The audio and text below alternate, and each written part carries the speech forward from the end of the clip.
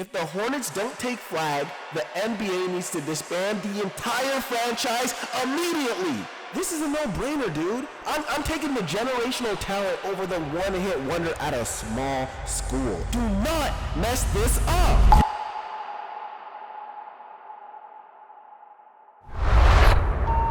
Hey Malik, you know you're the best player in the draft, right? Don't let anybody else tell you otherwise. What you did here at Howard will be remembered forever. Whether it's Charlotte or Washington, it doesn't even matter for real. But if the Hornets pass up on you, well, you played your college ball here in DC, right? We absolutely need you on the Blizzards, man. The city needs a good team again. It's been forever. Regardless, though, you'll be great wherever you go. And don't forget about us when you make it big, alright? I guess I made it now, huh? The show. I'm here at Madison Square Garden in New York City, taking on the one and only New York Knicks. You know what that means. I'm facing the starting five that never sits on the bench. Jalen Brunson, Mikal Bridges, OG Anunoby, Karl Anthony Towns, and Josh Hart. And me? Well, I'm the starting point guard of the Washington Wizards, and I'm here to change the narrative of our team. Look, the Wizards have been the punching bag of the East for the last few years, and I'm trying to change that. And I got KD with me, so I have no excuse. And out the gate, there goes the problem I would face early on in my NBA career, facing the elite NBA guards, starting with Jalen Brunson. See, my mans was quick, but he also was crafty. See, not only could he blow by me for the layup, he could also draw fouls too. Early on, this game was pretty high octane. Even DeMar DeRozan was getting in on the action. And after I got cooked by Brunson, my boy Sorry was there to clean up with the snatch block. And mostly, in the first half on offense, I was letting the old heads cook, KD and DeRozan. On defense, me and the young guys like Alex Sarr were locking up. Well, maybe I wasn't locking up because JB was starting to cook me in the second quarter. And he was hitting that falling antic that he always does. You would have thought I pushed him or shoved him to the ground, but regardless on offense, here I go, trying to isolate like I'm in high school or college or something. It's the NBA, and that don't really work unless you want to elite players like Karl Anthony Towns. So I decided to switch it up again and just go right back to passing. See, a lot of my fans from Howard, and maybe if you've been watching me from high school, expect me to just dominate and cook NBA level competition, especially a team like the Knicks with a defensive minded coach like Tom Thibodeau. Nah, see, even some of the vets were struggling in that first half. The one guy that held us together was our glue, our leader, our captain, KD. And when he was struggling, it was starting to get a little dark. The Knicks were even hitting transition threes. Josh Hart. It seemed like JB, Jalen Brunson, was trying to little bro me all game, at least in the first half. I was just struggling a little bit, not really sure where I should assert myself. In the scoring column, the assist column, so right before the second half, I hit the bench, and I observed. What exactly did I observe? I observed Brunson tearing up our defense. He was getting to the basket, finding open guys, and quite frankly, he could pull up whenever he wanted to. Shout out to my guy Bud, but he wasn't holding the candle to him. And even they rookies was getting off too. I kind of hated to see it. I was a little envious, but that's not healthy.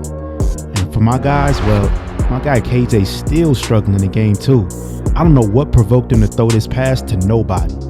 Guess my boy told somebody to go long and they stopped for a curl route. And bad decision here. Trying to isolate one of the best one-on-one defenders in the NBA, Mikal Bridges. Nah, it's not gonna work. And even though KJ's my dog, the more bad plays he piled up, coach turned to me and said, Malik, get right back in the game before the second half. So I waited and watched. And I took a moment to observe again, taking the moment. And as I was taking it in, I saw KJ brick another shot. Kind of shook my head and said, you know what? I gotta be the OG rookie. The rookie that comes in and sets the tone. For the second year guys, that was Bub. See, while he wasn't the greatest defender on offense, he was a way better three-point shooter than I gave him credit for. And while Brunson finally got rest, it was finally time for us to take the lead back. So when I came in the game, I had a newfound focus.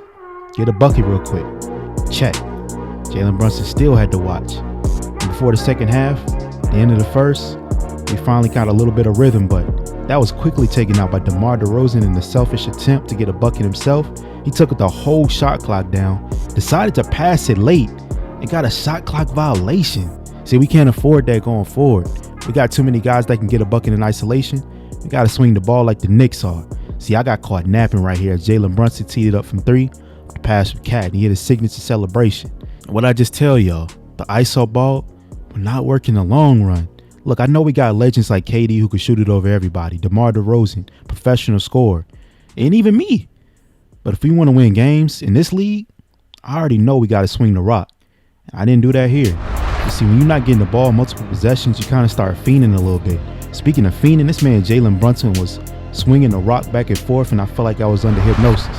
And he drained it for the mid-range. And the way the Knicks were scoring, you would think they had the lead in this first half, but thanks to KD, we stayed afloat and kept our lead going into halftime. But for me, I felt like I had way much more to produce. Look, I was a scorer and I did everything in college. But out the gate here in the NBA, it seemed like it was taking a little while to get it going. But here I am being dramatic. It's only my second game. So out the gate in the second half, I bust down a 3. And it seemed like we got it going on offense immediately. At halftime, coach reminded us that the Knicks are only playing 5 guys for most of the game. So just keep it going in transition, get them tired, and their legs will start to get heavy. He was right. The Knicks fans were a little shocked. They're not used to seeing the Washington Wizards actually be good at basketball, and I don't blame them. But it's a new era. The era features obviously Kevin Durant, but also me, the number 2 draft pick. And it also features my guy KJ, who, despite us having a blowout margin in the fourth quarter, still couldn't get it going. Look, it's only game 2, and I got a lot of faith in my guy. I saw him show out in Summer League. But me and DeMar couldn't help but laugh on the bench. Maybe I shouldn't be laughing too hard. I only had 14 points and only 3 assists, which is very disappointing. I did have 3 blocks. Closed out the game at the Garden. Bub hit a 3, and I celebrated, and I was hyped for my guys. But at the same time, I needed some work. So when we got back home, my OG, my vet, KD, Kevin Durant, challenged me to a one-on-one. Look, he said, whenever we at home and we got time, we gonna hoop together. Iron sharp as iron. And he felt like he saw the potential in me, and he wanted me to sharpen my craft. Well, that's kind of hard to do when you're going against one of the best scorers in the NBA. Look, I'm measured at 6'6" 3/4. KD's about 7 foot, if you ask me. So he was getting that jumper off with ease, but maybe it wasn't about that. KD said it's about getting the reps in and staying sharp. So whenever I got the ball on offense, I did just that. Quietly, I know I impressed him with my offensive abilities. And he reminded me, it's about finding your spots in the floor and not hesitating, getting straight to it. And in this run, I did just that. And I kind of proved to him that he can rely on me as a consistent scorer going forward. And after our runs, we headed out on the road to face a foe oh so familiar. Game 3 of the 2025-26 NBA season saw us in the Queen City, Charlotte.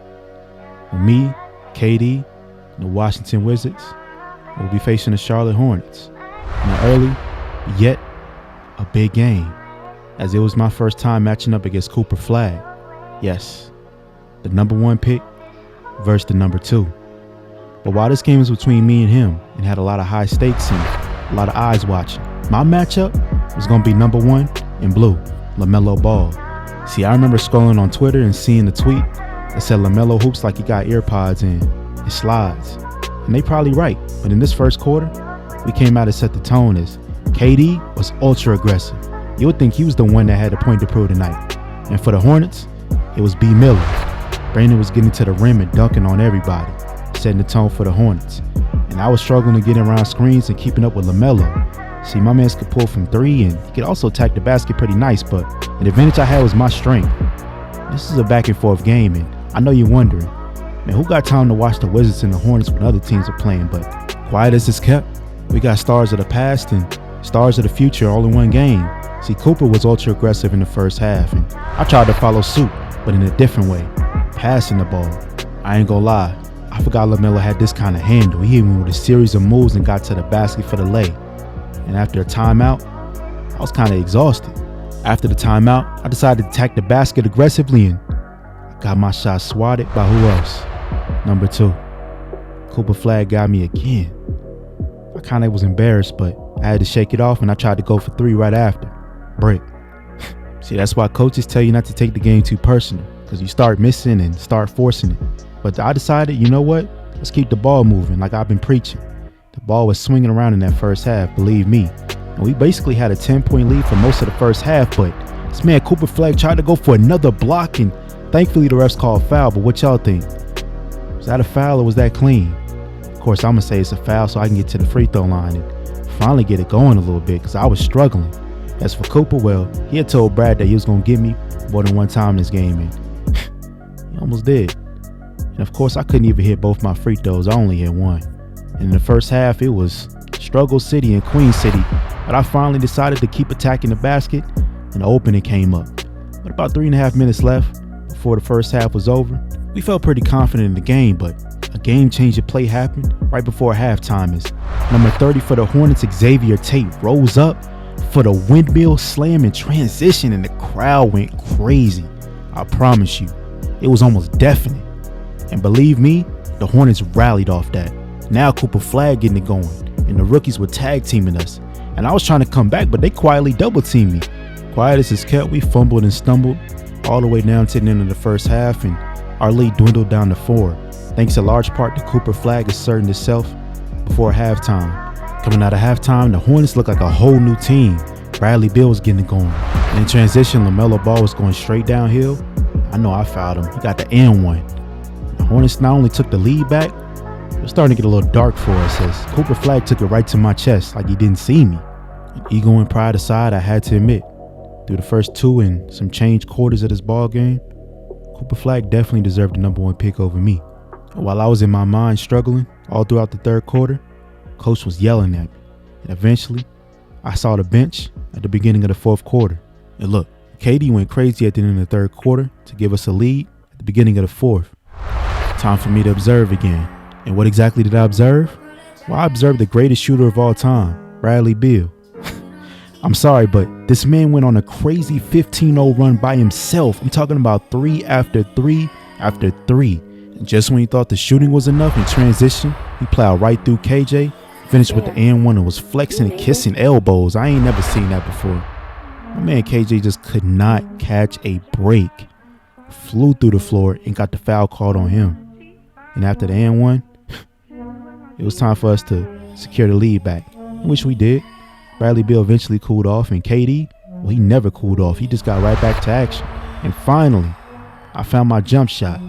It was a pretty struggling night for me, but I had to make up for it on defense, which I did not. I let LaMelo Ball hit me with a series of moves and fly right by me for 2 back-to-back layups. Close the game up. I started to feel that pressure. It was almost like LaMelo was seeking me out, trying to make an example out of me. And I didn't even have any help. I was on that island by myself. The man that be playing with AirPods and slides on the court, well, yeah, he was cooking me up. But thanks to my teammate KD, I had a lifeline. In one possession in particular, I felt like I wanted to go right back at LaMelo and show him I'm with all the smoke. There I go, taking it personal again. As a point guard, that just can't happen. Thanks to my teammates playing great defense, we didn't let Charlotte take the lead. As a matter of fact, we dumped it down to DeMar DeRozan, and he took his own time and finished over the other number 24 and Brandon Miller to give us a 2-point lead with about 2 minutes left. But here I go, letting LaMelo Ball squeeze past me and get to the paint. What's the problem with that? Well, the drive and kick game. He found Brandon Miller wide open, and he gave the Hornets a 1-point lead with a little under 2 minutes left in the game. But much to my surprise, my dog Alex Sarr kissed the corner 3 and give us a 2-point lead right back. This game is intense, and in transition, we failed to get back. Tied ball game. On the other end, we went back to DeMar to see what he wanted to do with it. He gave it back to me. What do I do with it? Well, I try to pull up for the midi over Brandon Miller, and it's off again. I was struggling, and in the transition, I tried to stop Cooper Flagg. I reach in, get crossed, and Cooper takes it all the way and yams it. Yeah, that just happened.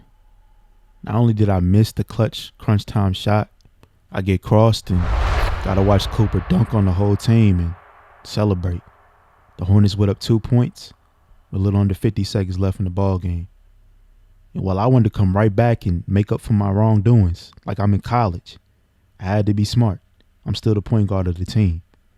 So I stayed patient and knew exactly who I was going to. Get the ball to KD and get out the way. I set him a screen and he pulled right up to his sweet spot, tied the game up with 34 seconds. Beautiful. KD was on one tonight, thankfully.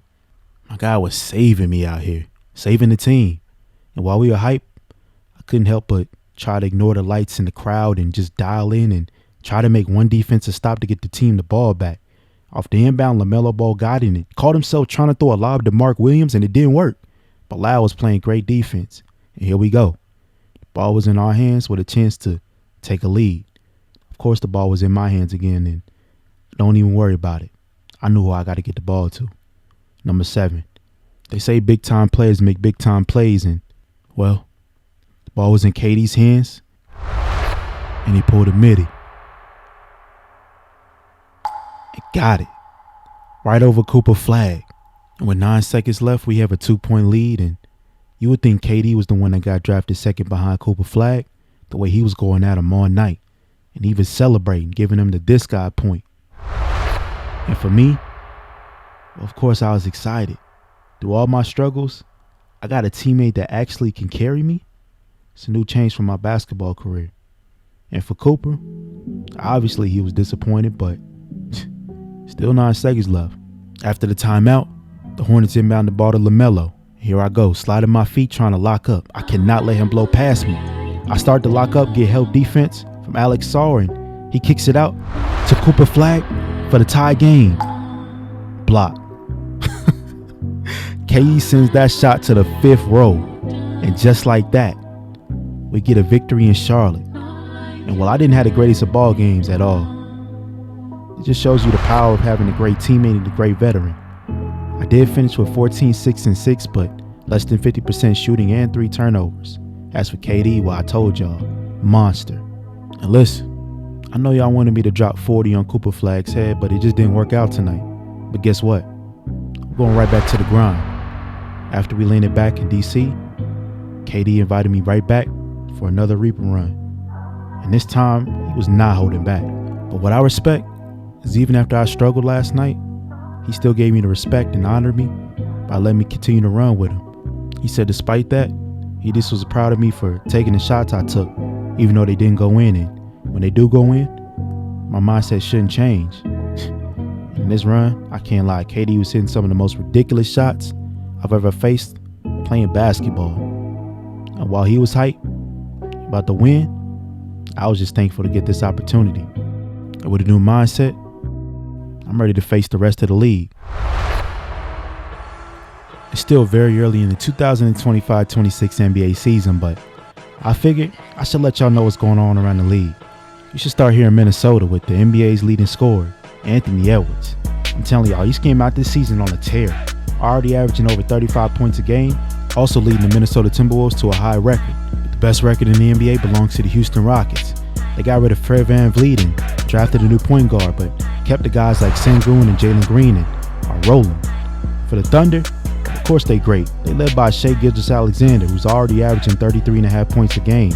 This time around, they traded for Quentin Grimes in the offseason, a Lou Dort, and a draft pick to the Sixers. Great addition. The Spurs, well, they're second in the West, right behind the Houston Rockets, thanks to the continued emergence of Victor Wembanyama, but also the supporting cast. Not to mention this team's defense is elite. This man Victor is already averaging 5 blocks a game early on in the season. Between the guard play of De'Aaron Fox and Rookie of the Year Stephon Castle, not to mention the 2025 draft picks they got in Bryson Baker and Jalen Archer, the Spurs are a very dangerous team and arguably the most dangerous and dark horse team out in the West. For the worst team, Utah holds that crown easily, as they are 1-8, still struggling with Keontae George and Colin Sexton in the backcourt. They got a numerous amount of draft picks this offseason, but they just can't get them going, including the French big man Pierre Dupont. I mean, what's the point of having a French elite specimen if you don't got guards to be able to get him the ball? And not to mention the defense is terrible, making them an easy lick. I can't wait till we play Utah this season, I can't lie. Down there at the bottom of the West, they in a title fight, a ladder match with the Sacramento Kings, who finally got their second win of the season, but also 2-8 and 14th in the West. And they got a couple of young promising rookies in Deshaun King and Justin Lewis. But if you're a Kings fan and you expecting great things this season, well, you know what they say. Great things come to those who wait. Speaking of waiting, the Sixers waited to the 3rd pick and got Ace Bailey. Y'all know my rival from high school, the bucket getter. Between him, Jared McCain, and the 2nd round draft pick they got named Benson Castillo, the Sixers are in pretty good shape. And if I must say so, Ace Bailey is hooping this season too. Is he up there with me and Coop? Maybe not, but he's hooping in his own right. But somebody that's also hooping is this kid named Sharif James Jr. in Miami. Miami might have got a sneaky stud. He's already averaging 18 and almost a double-double. And between a couple of draft picks they got, Miami seems to be bouncing right back. Speaking of bouncing back, the Raptors are the best team in the East. Number 1 seed as of right now. It's still early, but a little shocking. Most of the people surprised Trey Johnson fell outside of the top 5 and the Raptors stole him, and they added him to their young core. Between him, Brandon Ingram, Scotty Barnes, they're creating some buzz out there up north. Speaking of buzz, well, the Hornets, y'all know the story with them, but I got to speak on Cooper Flagg. He's already averaging over 20 points a game and 9 rebounds, clearly asserting himself as the top rookie as of early in the season. As far as the Hornets, well, they're average, but that's better than they were last season already, so salute to them.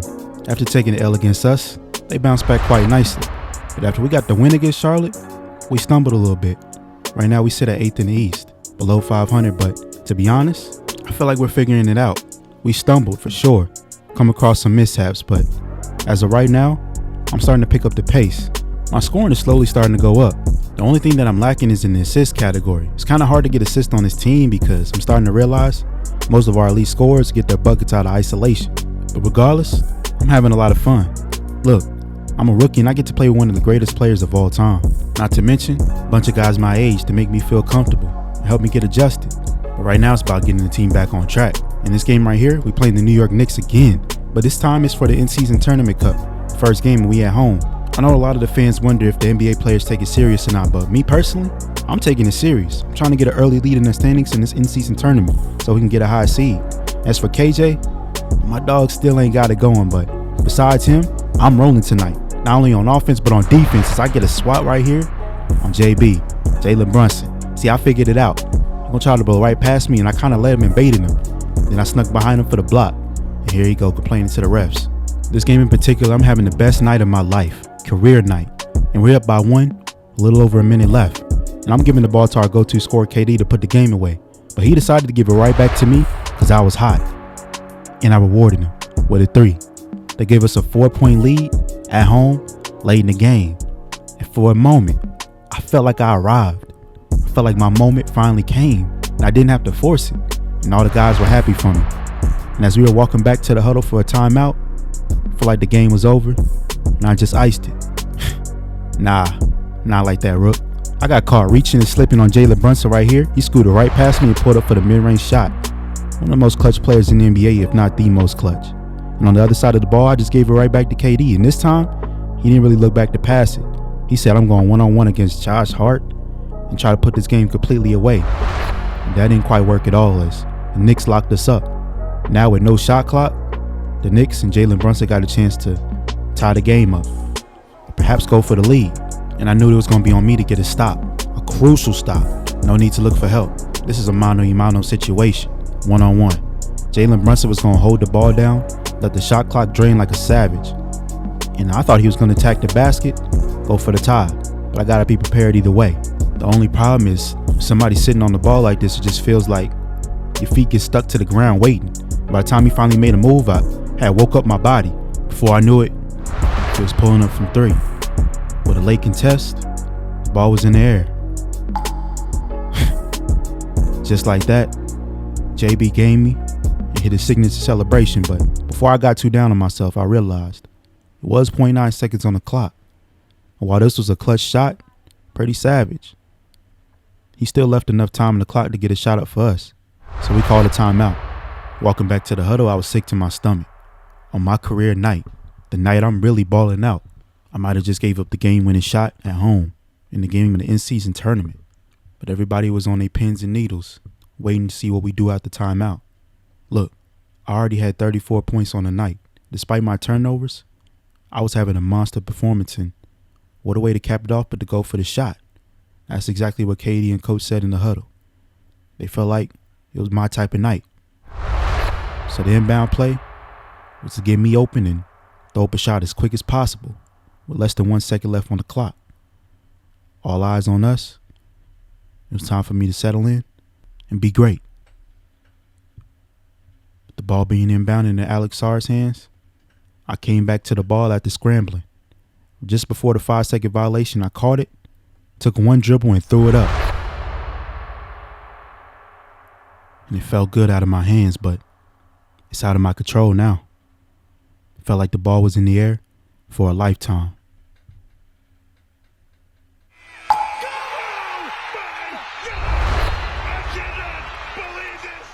I couldn't believe it. It actually went in, and it counted. I felt myself having an out-of-body experience right there on the court.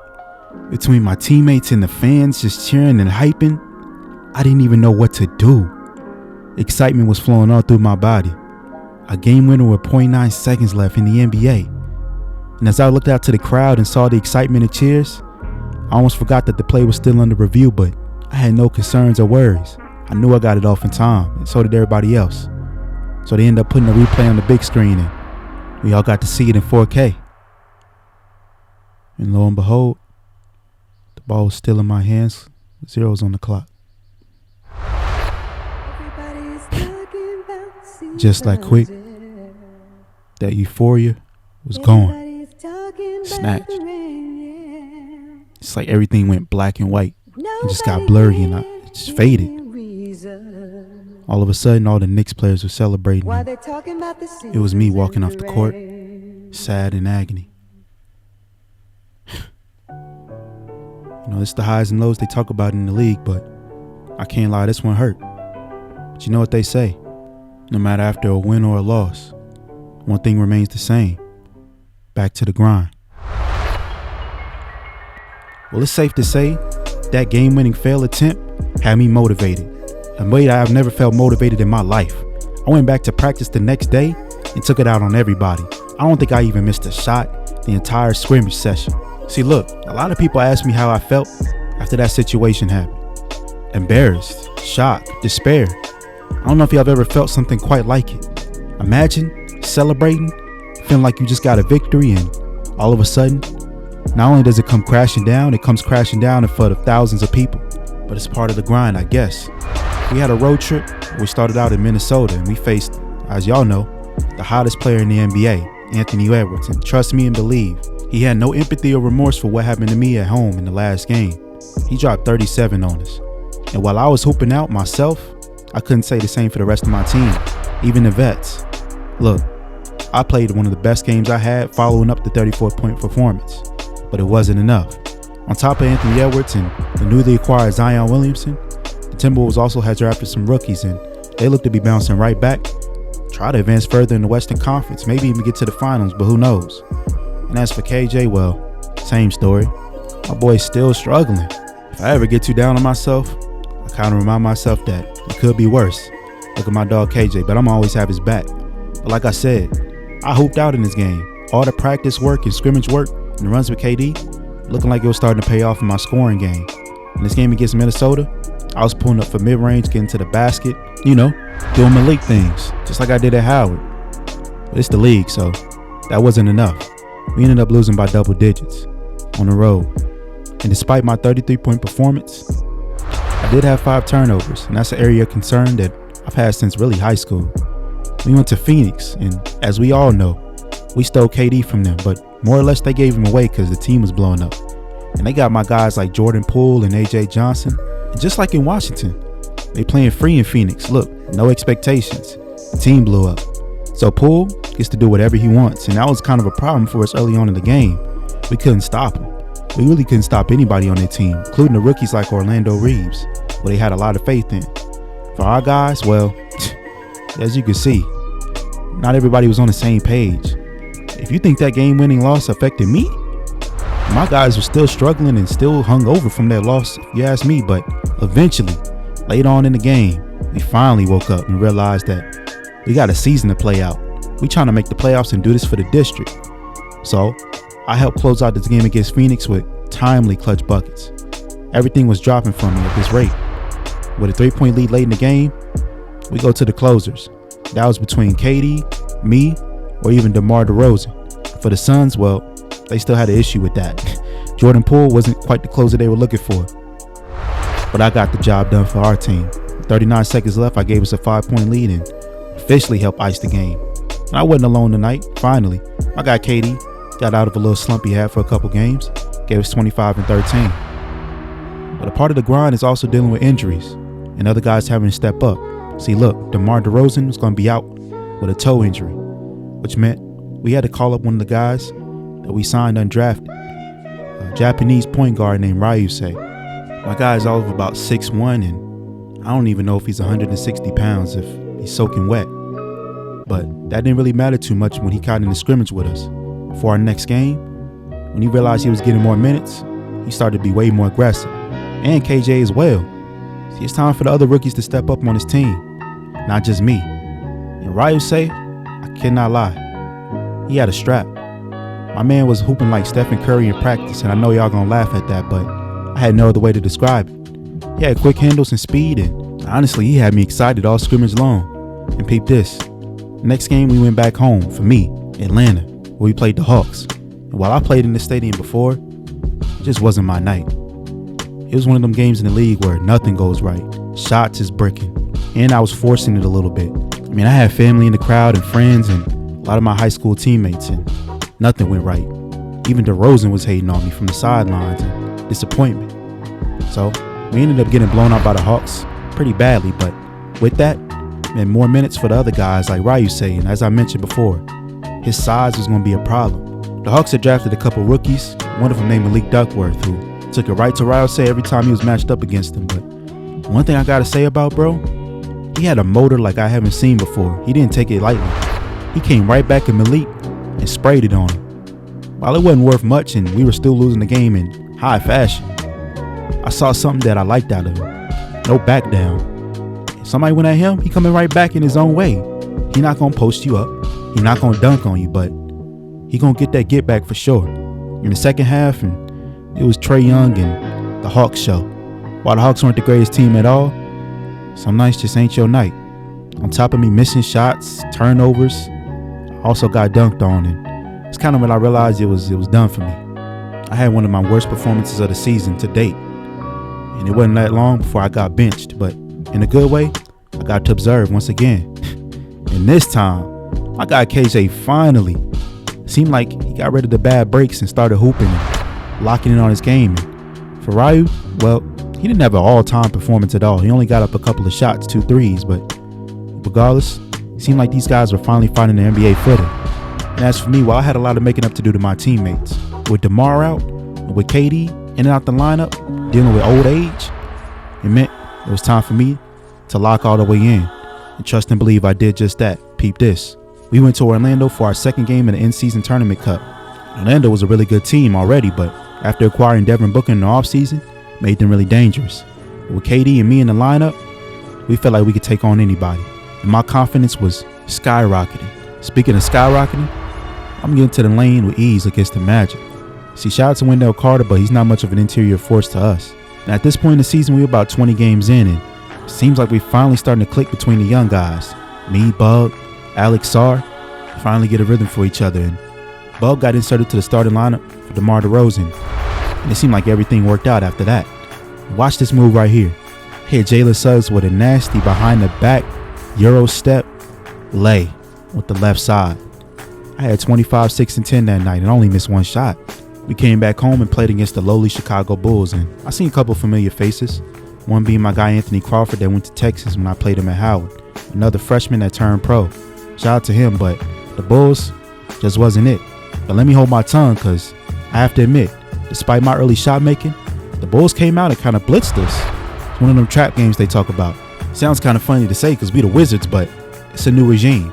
Sabonis got traded to the Bulls in the offseason too, so obviously they were a threat, but to be honest, we might have a new nickname, the Walk Down Wizards. No lead formed against us shall prosper. As we walked the Bulls right on down in the second half, and before you know it, this game was nip and tuck, tight. One possession ball game going into the fourth quarter. Alonzo Ball, who thankfully had recovered from his injury from a couple years ago, was no match for me tonight. And as for my guy KJ, look at the confidence he got now. Look, all the laughter and the jokes that people clowning him, it's paying off now that he stayed down and stayed true. Now he's hooping. When he's hooping, KD's hooping, and my guy Ryu comes in the game and not only gets steals, but finishes in transition with an and one through NBA contact. Oh yeah, we feeling different right now. See, our team, the Wizards, we're starting to run off a streak. And as for me, well, the turnovers are a sore spot, but I finished with 28 and 12. And as far as the team, well, we ended up blowing out the Chicago Bulls, and you would have assumed it was never close.